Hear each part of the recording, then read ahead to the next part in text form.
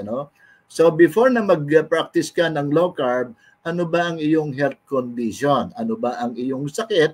At kasunod nun, natanong ko mamaya is ano ang mga factors bakit nag-lead ka ngayon dito sa pag-practice ng low carb. Sige, Alma. Hello po, Uncle Justin. Ano po, yung pagpasok po sa low carb, before po kasi, yung health issue ko, tumaas po yung sugar ko, nasa 200. Alma, excuse me, siguro lumapit ka sa camera mo, medyo mahina ang audio mo. Opo. Ano po, before, yan.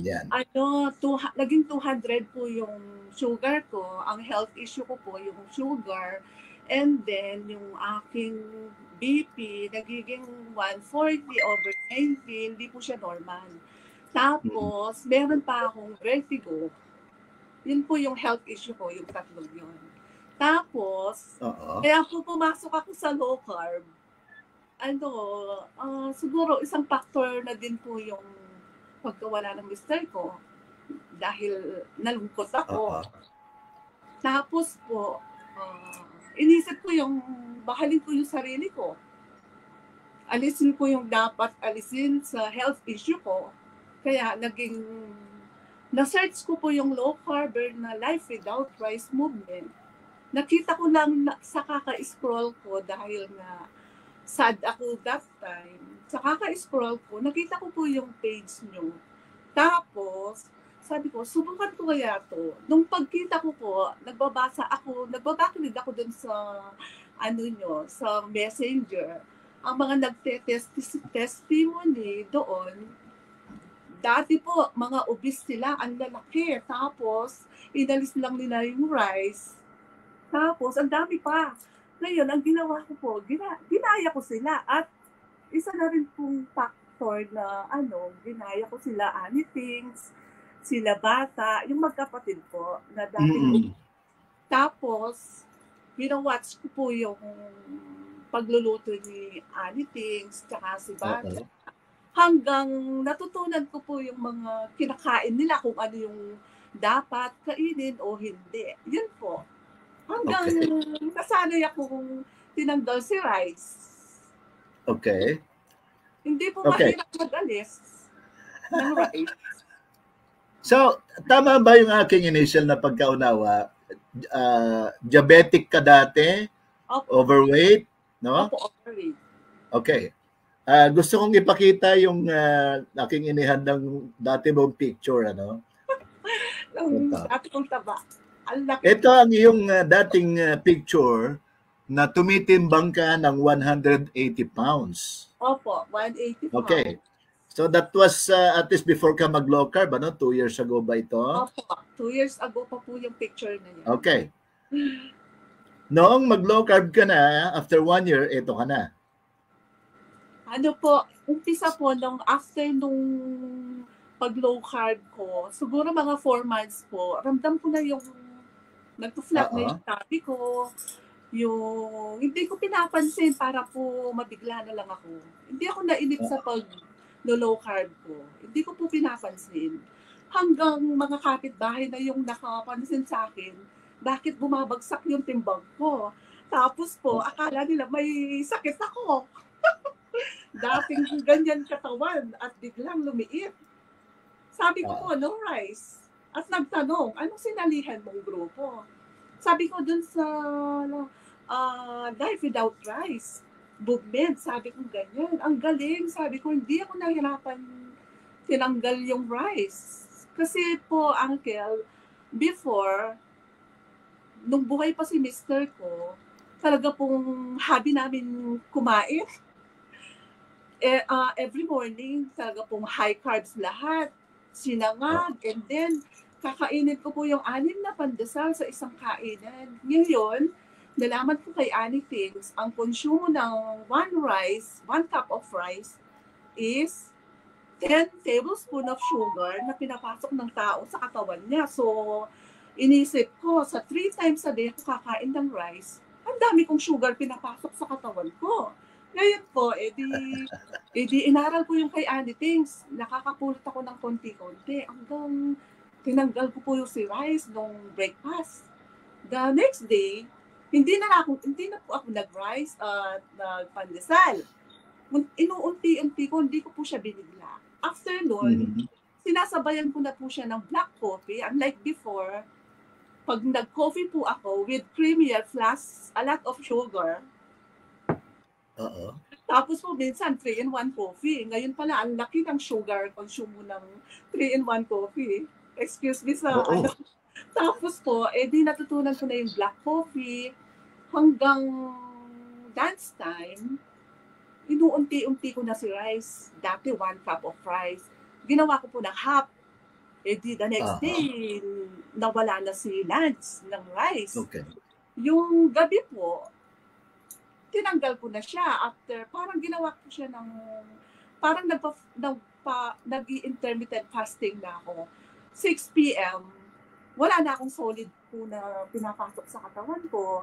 Puro na lang warm water. Tapos, pag ramdam ko, gumagawa ako ng electrolytes ko, yung potion na sinend ni Annie Tings. Ginaya ko po yung kung ilan yung 1 liter of electrolytes na ilalagay na Himalayan salts or what.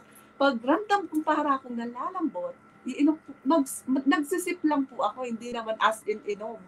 Sip lang. Yun ang nalaman ko po kay Doc Brian. Yun naman. Nalaman sa kay Doc Brian, sip lang. Hindi po yung straight na inumin mo. Kasi pagka straight, ihi mo po siya mabilis. Pero kung sip, nasa throat mo pa yung yun po. Ang sarap mag-low carb. Hanggang ngayon po ganito na yung katawan ko. Feeling sexy na at komportable na maglakad sa daan na ganito yung katawan ko, unlike before. Sobrang laki ko.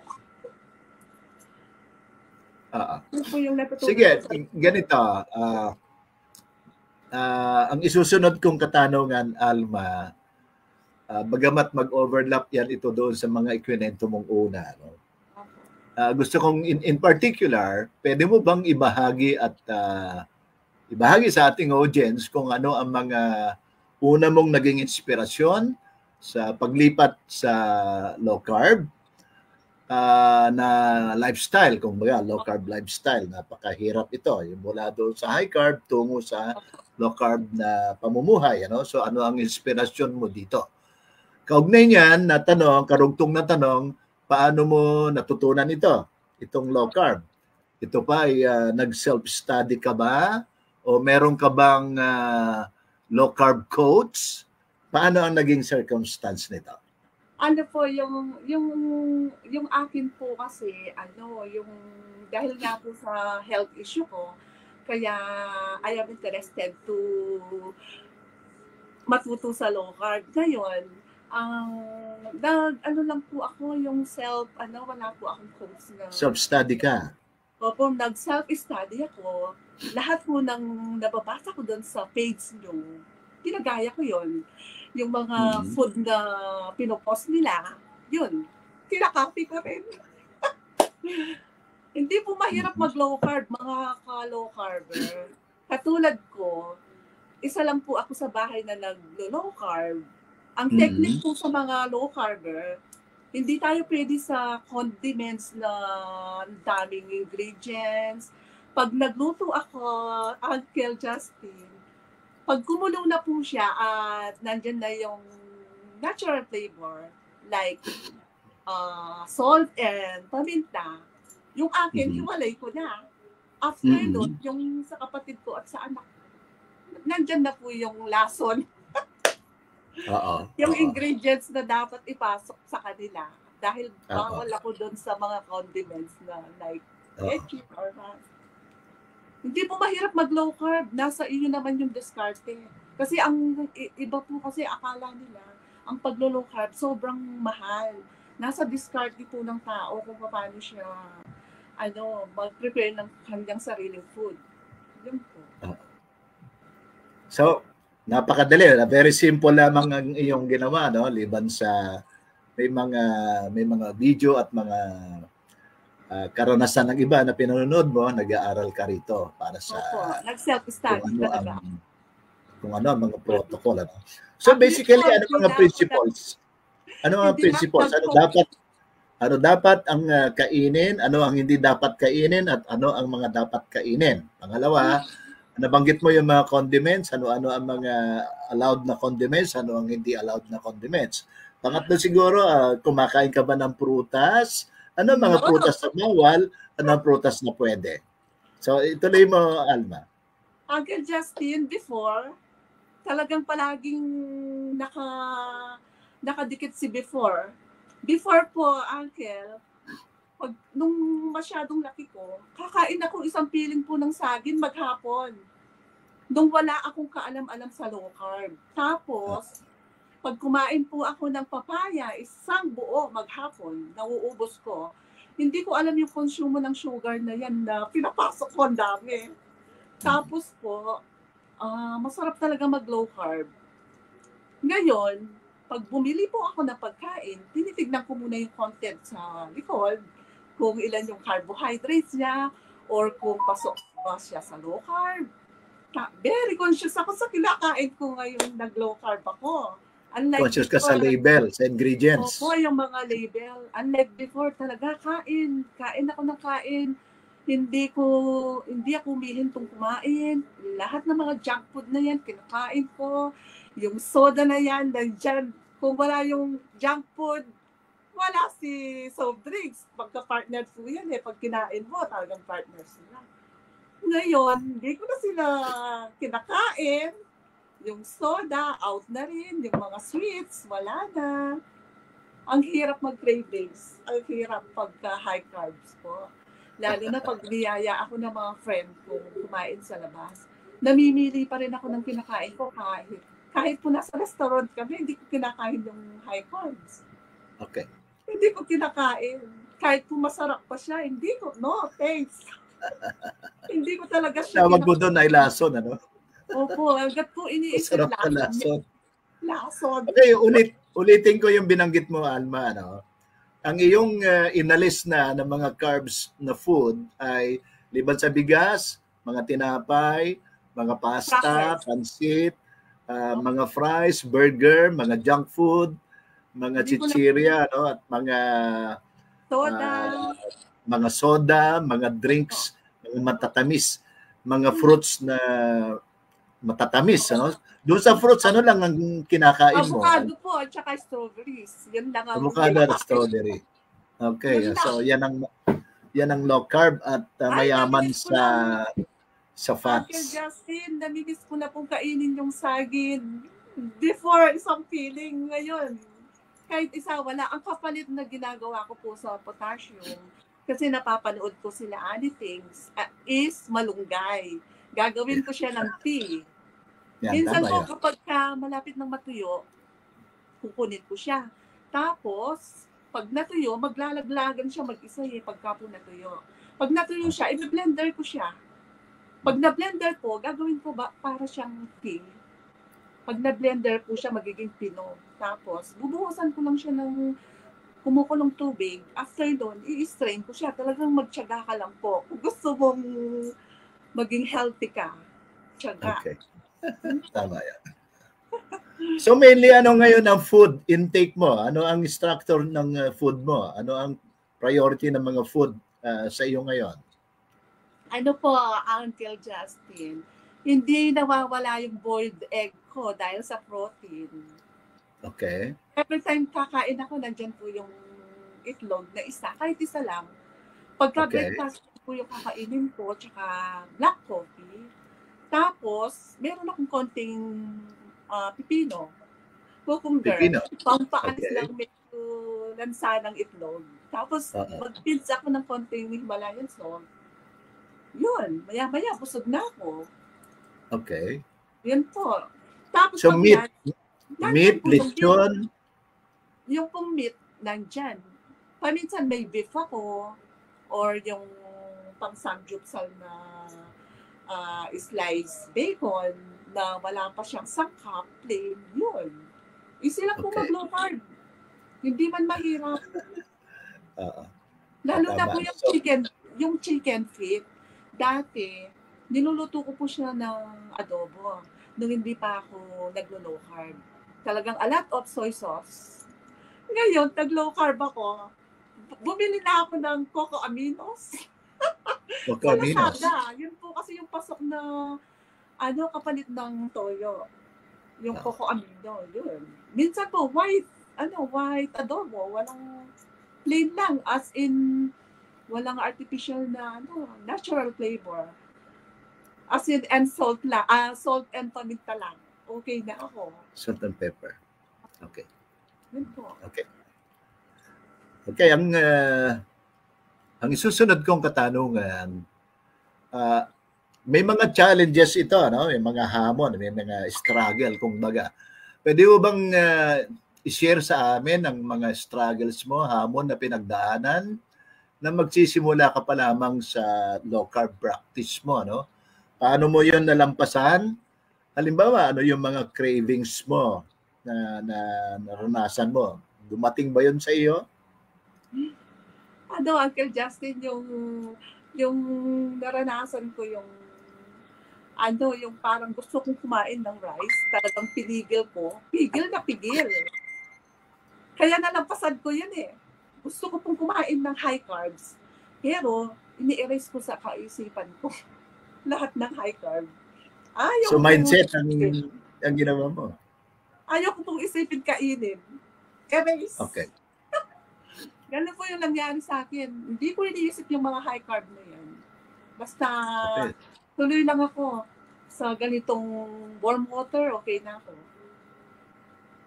So ang naging susi sa'yo, kapag ka nagkakaroon ng cravings ka or naiisip mong kumain ng high carb tulad ng rice, kinintal mo lamang, inculcate mo lamang sa isip mo na wag.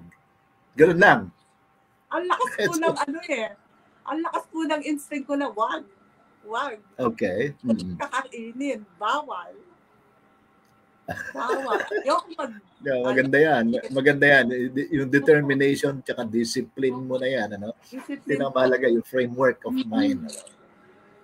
Okay. Para doon sa ating mga taga-subaybay na mga ka-low carb, karaniwan, ito ang suliranin ng mga newbies, mga low carb newbies, mga beginners. Yung first hanggang second week ng kanilang practice ng low carb, nararanasan ng cravings. Bumabalik ang cravings nila sa rice, sa bread, sa pasta, at iba pa, no? Lalo na sa mga sweets.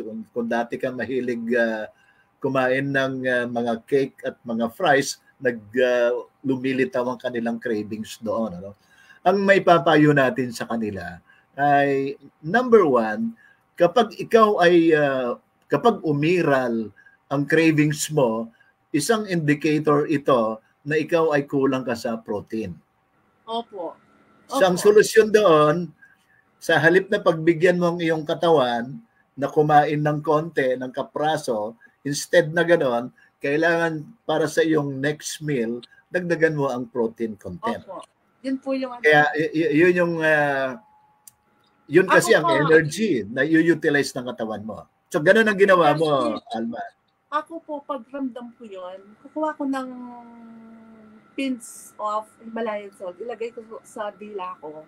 Para yung panglasa ko, hindi ko iniisip yung sweets. Yun po yung technique sa akin.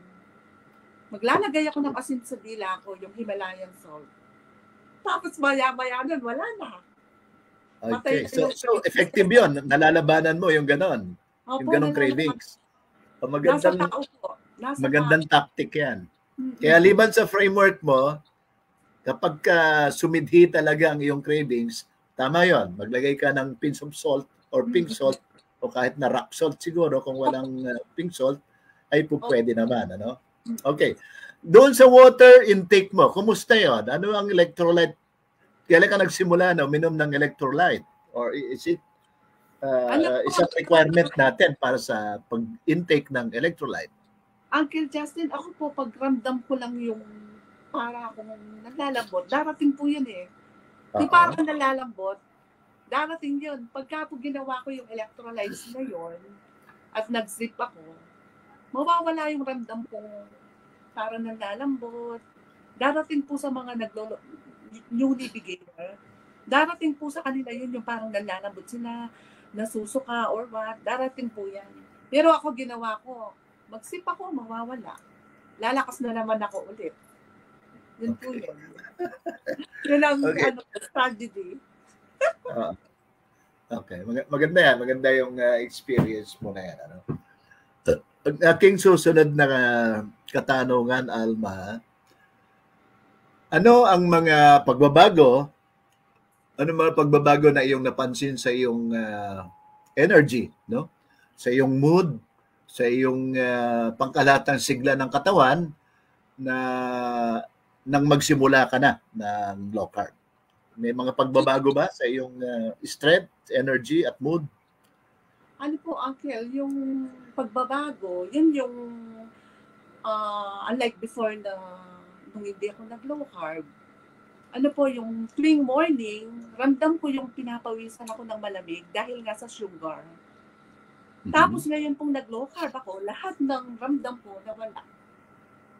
Mm-hmm. I swear, nawala po lahat yung ramdam ko. Wow. Tapos yung aking sugar, palagi siya sa 100, minsan 95. Yun. I'm happy at si Vertigo, nawalis na rin. Okay. So, naidugtong ko nga, nakalimutan kong itanong kanina, meron ka bang iniinom na gamot before ka mag-low carb? Anong gamot yun at para saan yun? Ano po, yung sa sugar ko, dahil tumaas po siya ng 200, nasa 200 siya. Ang blood sugar? Opo. Pinainom ako ng metformin po once a day. Tuwing night, dead time ko lang siya iniinom. Tapos nung ilang months na yung pag-inom ko, medyo bumababa na siya. Hanggang pagpasok po ng nag-low carb ako, nainto na po yung metformin, wala na kasi nga, nasa mababa na siya. Sino nagpahinto? Hininto mo mag-isa o sinabihan ka ng doktor mo? Hindi po, sinabihan ako na pwede ko nang i-stop kasi wag na. Good. Nasa na ako normal na result ng sugar. Yun. Alam ng doktor mo na nag-low carb ka? Opo, kinwento ko. I see. Mabuti hindi ka kinontra, no? Hindi po, sinabi ko kasi ano yung ginawa ko. Hindi naman ako totally intermittent fasting, sabi ko sa doktor. Nag-control lang ako sa kinakain ko, yung mga high carbs. Inalis ko. Lahat po, ano po, sabi ko sa kanya, mas gusto ko yung low carb kasi unlike before, hindi ko po pwedeng kainin yung mga fatty, like liampo or chicharon. Ngayong nasa low carb ako, nakakain ko sila. Tsaka yung balot. Unlike before na laki ko, hindi ko po nakakain yung balot. Takot ako. Kasi iniisip ko, ako. Pero ngayon, nakakain ko na lahat. Kasi walang rice. So maganda, no? Okay. Nawala ang iyong rice at bread. Oo. Walang kanin, walang tinapay, walang biskit. Yan. Kaya kaya natin yung yampo na yan. Yung mga lechon, pasok yan. Masarap mag-low carb, mga viewers. Go! Oo. Ano pa ang iyong mga naranasan o nararamdaman ng mga benepisyo na inaasa iba pang positibong pagbabago sa iyong kalusugan? Ano po yung naranasan ko sa pag-low carb ko? Dati yung magsasalita lang ako para akong hinihingal. Tapos yung kumilos ako, parang ang bigat ng katawan ko. Like before na talagang ganyan ko. Ngayon, talagang nakakalinis na ako maghapon. Nakakapamalansa na ako. Unlike before, maya-maya, nahihilo ako. Ngayon pong pag-low carb ko, ang sarap ng pakiramdam ko. Ang sarap. Marami pong maiengganyo niyan. Marami tayong ang daming nag-comment sa akin. Nagtatanong. Oo. dahil lang sa rice. Kaya sabi ko po, mga matataas ang sugar, huwag kayong matakot mag-low carb. Diyan ihilom yung nararamdaman niyo. Like me. Tama yun. So, ganito, ang nabanggit mo doon sa ating initial chat kaninang umaga, ikaw ngayon ay 130 pounds na. Opo, 130. No? Tapos ang waistline ko, papunta na sa 29. Papunta na sa 29. Dating 36. Ikaw kasi ay, ang iyong height is 5'4", ano? So ang iyong height ay kumbaga in relation doon sa iyong timbang, sa iyong weight na 130 pounds, nasa ano ka na, nasa goal weight ka na. Ibig sabihin tama ang iyong taas doon sa iyong timbang. Opo, so ideal na yung timbang mo na ngayon. Na yan, nasa ideal weight na ako. Kaya hindi ka na overweight, hindi ka underweight, nasa isang ideal weight situation ka na. No? Kaya ikaw ngayon ay isang bagong Alma na malusog, malakas at energetic, ano? Yun ang iyong Uncle, sabi po ng mga nagko-comment, para daw kami mag-ina nung before at ngayon. Para daw kami mag-ina. Ang tanda naman. Ganun ba? Tatawa ako sa mga nagko-comment. Okay. Ganito, tayo ngayon, mga ka-low carb, mga taga-subaybay, ay 5:43 na, no? Para sa ating huling gusto kong hingin na sa iyo, Alma, ang iyong huling pananalita. Sabihin nating payo, advice sa mga baguhan, kung ano yung mga hakbang na dapat nilang gawin, ano ang kanilang dapat na iplano. Generally, ano ang iyong maipapayo sa ating mga kababayan? Nabanggit ko kanina, no? Ma-share ko lamang sa iyo. Kanina nga sa aking intro kasi is one doctor is to 40,000 mamamayang Pilipino eh. Ang sakop, di ba? So masyado malaki ang deficit compared doon sa standard ng WHO na 1 doctor is to 1,000 lang dapat. So hindi talaga kaya ng mga medical doctors natin sa Pilipinas na pangalagaan ng mamamayang Pilipino. Kaya hahantong tayo sa dapat nating gawin. I-empower natin ang ating sarili, pangalagaan natin ang sarili, at gawin natin ang mas wasto at na magpapahaba ng ating buhay. At in this case, itong ating practice ng low carb. Yung pag-alis ng low carb at pagkain ngayon ng mga fats and protein at ng oil. Ito ang ating magpapahaba ng buhay sa atin ngayon. No? Ngayon, sa iyong naging karanasan, gusto kong hingin ang iyong payo sa ating mga newbies ngayon na miyembro ng ating page na 250,000. So ituloy mo, Alma. Ano po, ang papapayo ko sa mga new beginners, wag nyong iuna sa isip nyo yung, ay baka hindi ko kaya, mahirap, alisin nyo po sa isip nyo yan. Ang pinaka dapat nyong gawin, huwag kayong umasa sa doktor palagi. Tulungan nyo rin po yung sarili nyo para maging healthy kayo kagaya ko. Kasi kung aasa tayo sa doktor, paano? Ang dami nating nagpapacheck up, kailangan tulungan din natin ang sarili natin. Yung hindi dapat kainin, huwag kainin.